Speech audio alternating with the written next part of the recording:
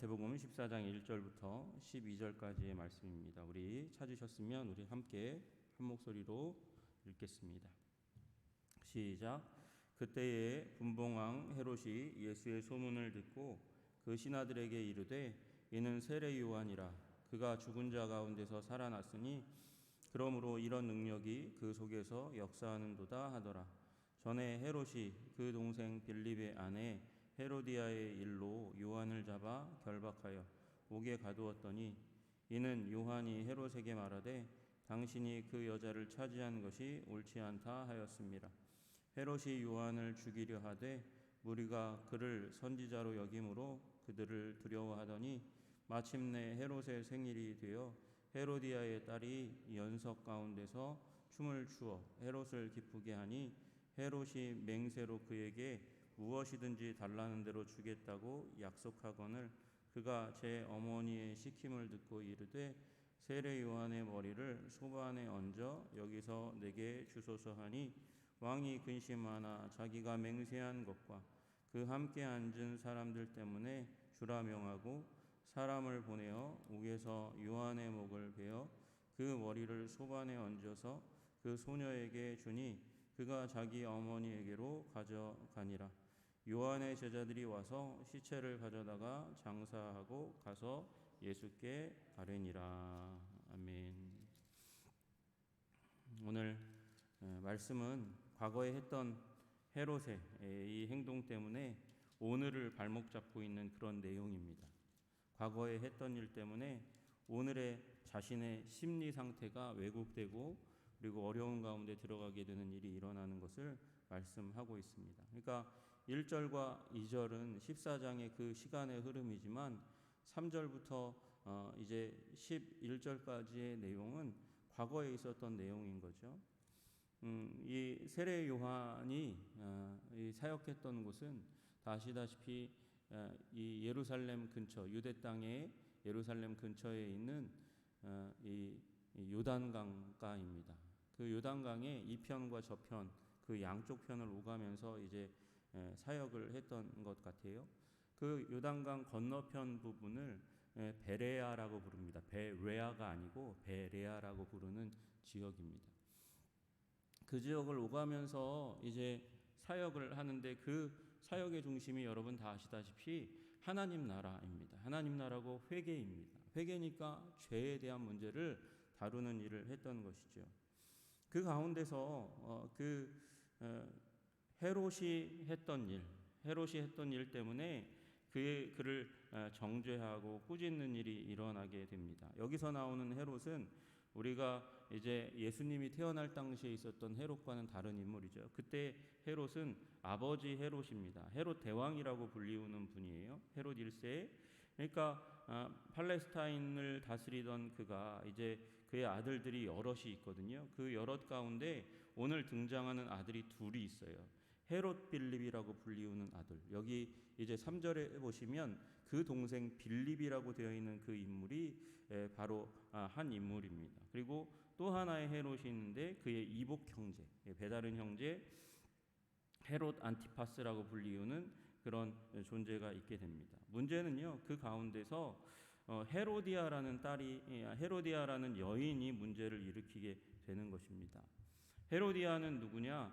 헤롯 대왕의 아들 아리스토블루스의 딸이에요. 그러니까 헤롯 1세 헤롯 대왕의 손녀인 거예요. 그러면 그 손녀가 다시 얘기하면 이 조카에 해당하는 자가 헤롯 빌립과 결혼을 한 것입니다.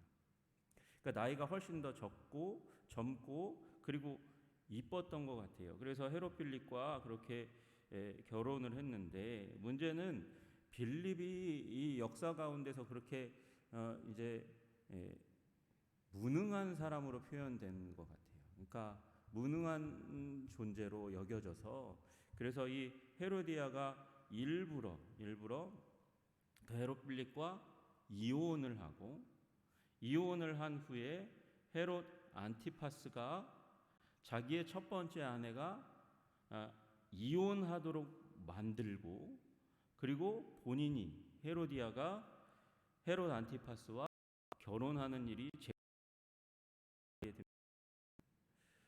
이 족보가 꼬이는 거죠. 그리고 유대 율법에 따르면 이혼을 하고 그리고 형제와 결혼, 아무리 이복 형제라 해도 형제와 이 형제지간 가운데서 다시 결혼하게 되는 일을 보게 되니까 이 세례 요한의 입장에서는 하나님의 거룩을 전파하고 외치는 선지자의 입장에서는 하나님의 말씀을 맡은 사람으로서는 도저히 용납이 되지 않는 거예요. 그래서 그를 꾸짖습니다. 옳지 않다고 얘기하는 게 너무나 당연한 것이죠. 그래서 이는 요한이 헤롯에게 말하되 당신이 그 여자를 차지한 것이 옳지 않다 하였습니다. 이렇게 이야기하고 합니다.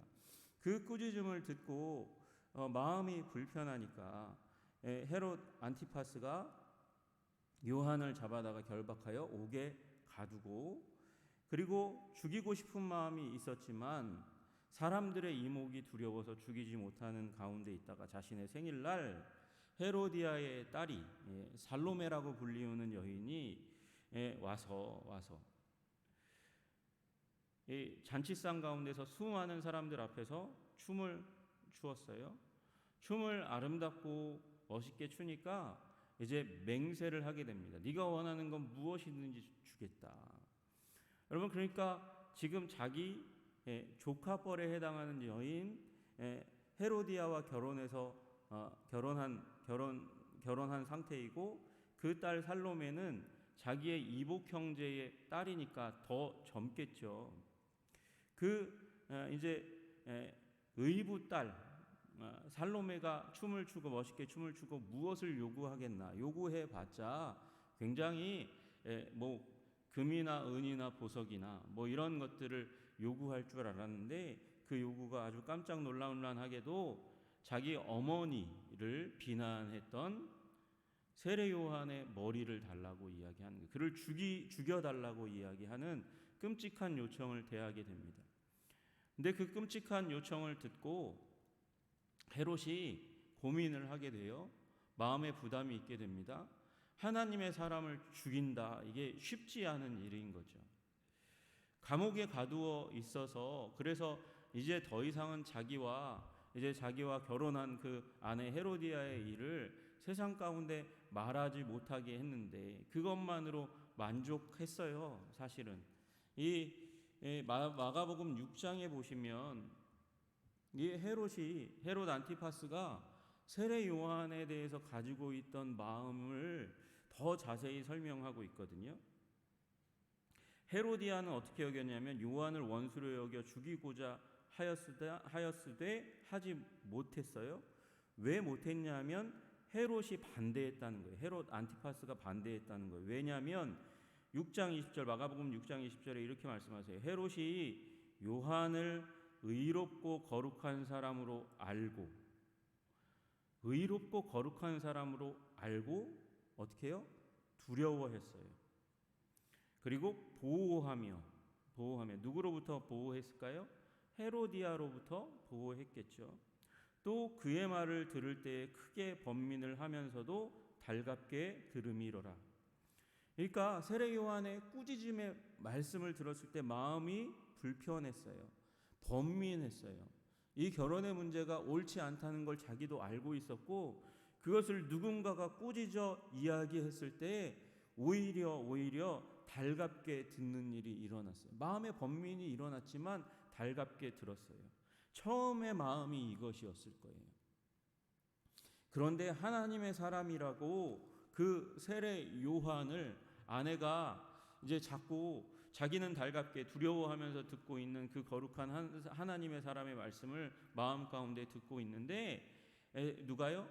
아내인 조카이고 아내인 헤로디아가 저놈 죽여야 된다고, 우리에 대해서 나쁘게 얘기하는 저놈을 잡아 죽여야 된다고 얘기하는 것을 듣고 절충안을 넣은 거죠. 이렇게 얘기하지 못하게, 퍼지지 않도록 하기 위해서 감옥에 가두면 되겠구나. 그렇게 감옥에 가두어 두려고만 했을 거예요, 처음에. 그런데 하나님의 사람을 감옥에 가두었는데 아무 일도 일어나지 않고, 그죠? 아무 일도 일어나지 않아요. 그 하나님 나라의 일을 강력하게 외치던 서슬퍼런 예언자를 감옥에 가두었는데, 그러면 두려움이 있고 아픔이 있고 그리고 찔림이 있었던 그가 그럼 무슨 하나님의 치심이 있지 않을까 그렇게 생각하고 있었는데 아무 일도 일어나지 않았어요. 아무 일도 일어나지 않고 시간이 흘러 가고 있는 그 가운데서 미움의 마음이, 그리고 그를 죽이고자 하는 마음이 아내로부터 자기에게로 옮아오는 것을 느끼게 되었어도 누구 때문에? 그를 선지자로 여기고 있던 사람들 때문에 칼을 들지 못하고 있었어요. 심리적인 변화가 일어나고 있는 거죠.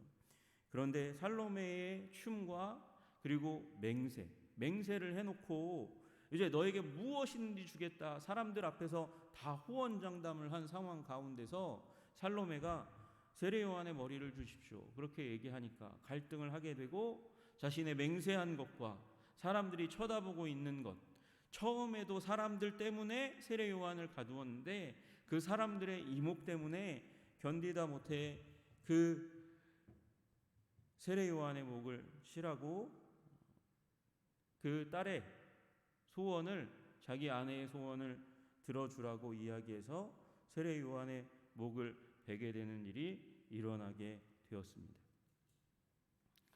여러분, 저는 그가 인생의 갈림길에서 낭떠러지로 떨어졌다고 생각해요. 왜요? 그는 하나님의 말씀을 듣고 마음의 찔림을 가졌어요. 그 말씀에 대해서, 세례 요한의 말씀에 대해서 크게 번민을 하고 달갑게 들었어요.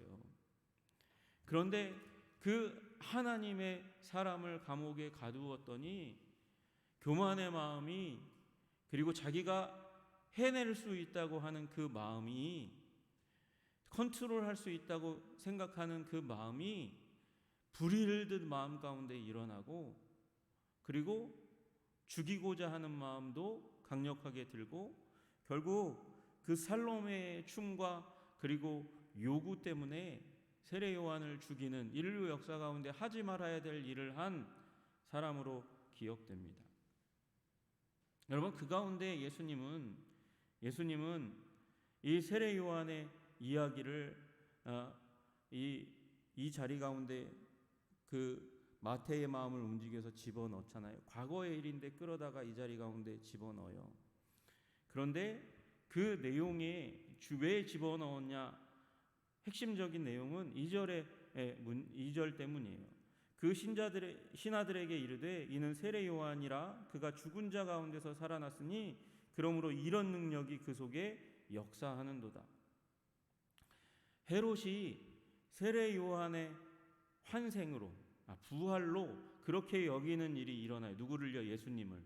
왜? 예수님이 그렇게 서슬퍼런 말씀의 사역을 베풀어 가고 회개의 사역을 베풀어 가니까 이런 일이 일어나는 거죠. 여러분, 예수님은 이 내용을 왜 마태를 통해서 이 자리 가운데 집어넣었을까? 헤롯이, 통치자가, 정치꾼이 이렇게 여기고 있는 인식들, 아니 이 헤롯 안티파스뿐만 아니라 그 시대의 사람들이 그렇게 여기고 있는, 세례 요한에게 역사했던 그 능력이 지금 예수님에게 역사하고 있다, 그 인식을 심어주고 있는 것이죠. 그리고 세례 요한이 했던 사역과 같은 사역을 하고 있는 그 예수님이 결국 세상의 통치자들의 손에 의해서 세례 요한과 같은 운명을 맞이하지 않겠나라는 전망을 지금 보여주고 있는 것이에요. 여러분, 세례 요한 거룩한 사람입니다. 하나님의 사람입니다. 말씀을 베풀었습니다. 회개의 메시지를 베풀었습니다. 사람들이 두려워했습니다. 그러나 여러분, 마태복음 우리 11장에서 보았듯이 세례 요한의 사역, 장래의 피리처럼, 곡소리처럼 그렇게 세례 요한이 어두운 부분들을 강조하고 선포했을 때 사람들이 받아들이지 않고 거절했어요. 마찬가지로 예수님이 회개의 메시지를 베풀면서도 잔치상에 있는 사람들처럼 예수님이 그렇게 기쁨의 사역을 베푸셨거든요. 그런데 예수님도 사람들이 거절했어요. 그리고 우리 마태복음 21장에 보겠지만 사람들이 와가지고 예수님 보고 당신이 어찌하여 이런 일을 합니까? 라면서 당신의 권위, 예수님의 권위에 대해서 물었을 때 세례 요한의 그러면 세례의 권위는 어디에 있는지 너희들이 한번 답해봐라. 하늘로부터냐 사람으로부터냐? 대답을 못하잖아요. 못하는 가운데 있으니까 예수님도 나도 너에게 답하지 않겠다 그렇게 말씀하시잖아요. 예수님은 세례 요한과 자기의 사역에 대한 태도를 동일하게 가지고 있는 사람들을 향해서 결국 예수님도 세례 요한과 같은 그런 사람들에 의해서 거절당하고 죽임당하게 될 그 운명을 같이 하게 될 것이라고 시사하고 있는 거예요. 미리 보여주고 있는 것이죠.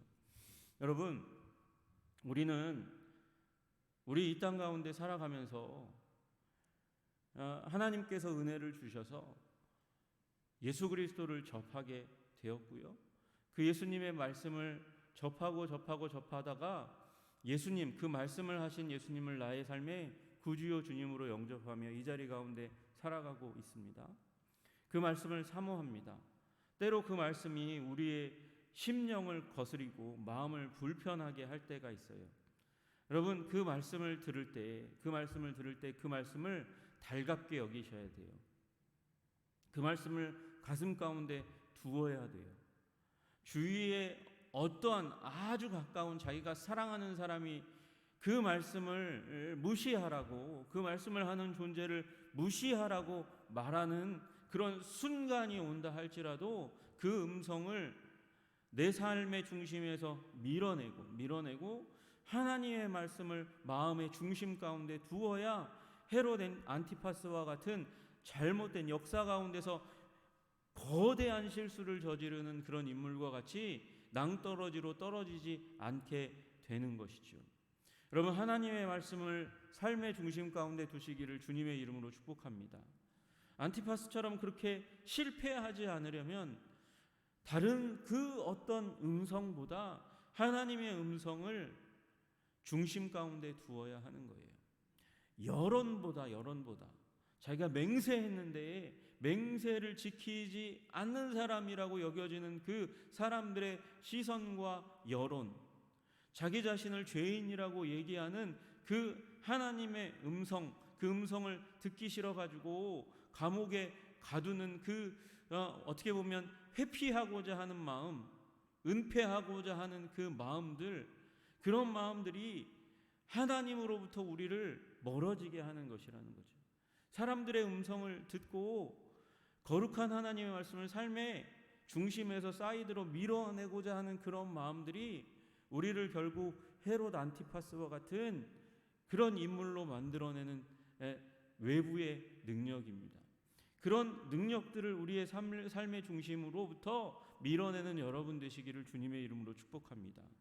주님의 음성을 중심에 삶의 중심 가운데 모셔드리고 불편해도 견뎌야 하는 거예요. 불편하면 무슨 일이 일어납니까? 하나님의 말씀을 내 중심 가운데 불편하면서도 두게 되면, 그것을 붙들고 씨름하게 되면 그 내 삶의 마음의 중심 가운데 있는 하나님의 말씀에 반하는 우리의 죄성이, 더러운 죄악이 우리의 삶의 중심으로부터 떨어져 나아가게 되는 일이 일어나는 것이죠. 삶이 한 단계 더 거룩하게 되어가는 거예요. 그런데 안티파스가 그 일 가운데 실패했어요. 낭떠러지 가운데 떨어지게 된 것입니다. 그 부패한 가운데 계속해서 존재하게 되는 것이죠. 여러분, 사람 조심하십시오. 사람 조심하셔야 돼요. 내 주위에 헤로디아와 같은 사람. 여러분이 나중에 헤로디아가 실패의 자리 가운데 들어가요. 자기의 형제 헤롯 아그리빠가 로마 황제로부터 좋은 자리를 받았어요. 영지를 받았어요. 그게 배가 아파가지고 남편을 부추겨서, 안티파스를 부추겨가지고 칼리큘라 황제에게 자기의 이복 형제를 비난하고 그리고 폄하하고 그를 꺾어내려고 하는 시도를 하다가 걸려가지고 오히려 유배지에 갑니다. 자기 남편과 더불어서. 여러분, 권력의 욕망으로 가득 차 있는 사람 조심하셔야 됩니다. 아니, 권력뿐만 아니라 그 어떠한 욕심으로도 가득 차 있는 사람을 조심하셔야 돼요. 가려내셔야 됩니다. 그래서 이 안티파스는 처음에는 세례 요한의 말씀을 귀중하게 여겼고 달갑게 여겼고 마음의 찔림을 얻었는데, 그것으로부터 점점 멀어지니까, 누구의 음성을 가까이 하니까, 헤로디아의 음성을 가까이 하니까, 권력욕에 취해 있는 어떤 한 사람의 음성에 자기의 인생을 맡기게 되니까 실패의 자리 가운데, 멸망의 자리 가운데 들어가게 되는 것이죠. 여러분, 사람뿐만 아니라 여러분도 조심하셔야 돼요.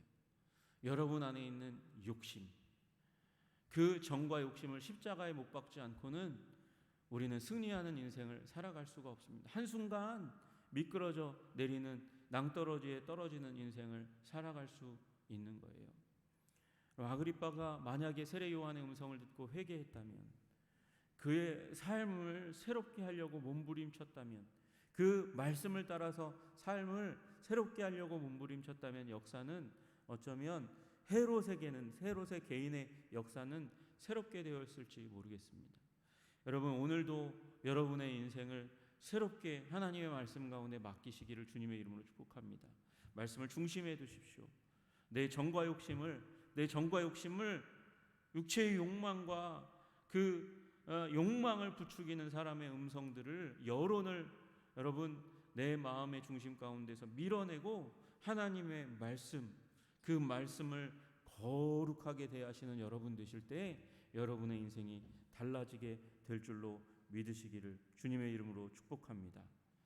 그 하나님의 말씀 가운데 설 때 여러분의 죄악이 중심 가운데서 떨어져 나가고 튕겨져 나가고 여러분이 거룩하게 되는 온전한 일이 일어나게 될 줄로 믿습니다. 선지자의 말씀을 죽이지 않고 마음 가운데 두는 자가 되게 하여 주시옵소서. 그렇게 오늘 하루 기도하시는 여러분 되시기를 주님의 이름으로 축복합니다. 기도하겠습니다. 하나님 아버지, 감사합니다. 하나님, 마태복음 14장의 이 말씀, 세례 요한의 사역, 그 사역을, 그 말씀을 처음에는 달게 받았던, 마음의 찔림을 가졌던 헤롯 안티파스가 결국 점점 시간을 보내면서 자기의 소나기로, 자기의 힘으로 그의 입술을 막고 그리고 컨트롤할 수 있다고 믿다가 결국 죄악의 욕망의 더러움에 아버지 침륜되어서 거룩한 자 선지자 세례 요한의 목을 치게 되는 그런 악한 일을 하게 된 것을 보게 됩니다. 권력은 그렇게 무섭고 그리고 죄악은 그렇게 악랄한 것입니다. 하나님, 죄와 권력을 사모하는 마음, 욕심의 마음을 우리들의 마음의 중심에서 밀어내게 하시고 순전하게 하나님의 말씀을 아버지 대하는 하나님의 사람이 될 수 있도록 주님 우리를 붙들어 주시고 인도하여 주시옵소서. 하나님의 말씀만이 생명입니다. 권력을 더 가져야, 힘을 더 가져야, 내 욕망을 이루어야, 그래야 내 인생이 성공한다고 믿는 그런 헛된 세상의 신화 가운데 우리가 침륜되지 않도록, 정복되지 않도록 우리의 마음을 지켜내게 하여 주시옵소서. 하나님의 말씀만이 생명입니다. 그 말씀을 통해서 하나님 앞에 하나님 서나갈 때에만 우리가 하나님의 거룩한 자로서, 하나님 성도로서 이 세상 가운데서 승리하며 살아갈 수 있음을 다시 한번 기억하게 하시고, 하나님의 말씀으로 거룩한 자리 가운데, 더 거룩한 주님과의 관계 가운데 나아갈 수 있는 자들이 될 수 있도록 주님 도와주시고 인도하여 주시옵소서. 오늘 아버지 금요 심야 예배 가운데서도 말씀을 허락하여 주셔서 우리 한성교회가 더욱더 주님 앞에서 거룩한 교회로 서나갈 수 있도록 주님 도와주시옵소서. 예수 그리스도 이름 받들어 기도드리옵나이다. 아멘.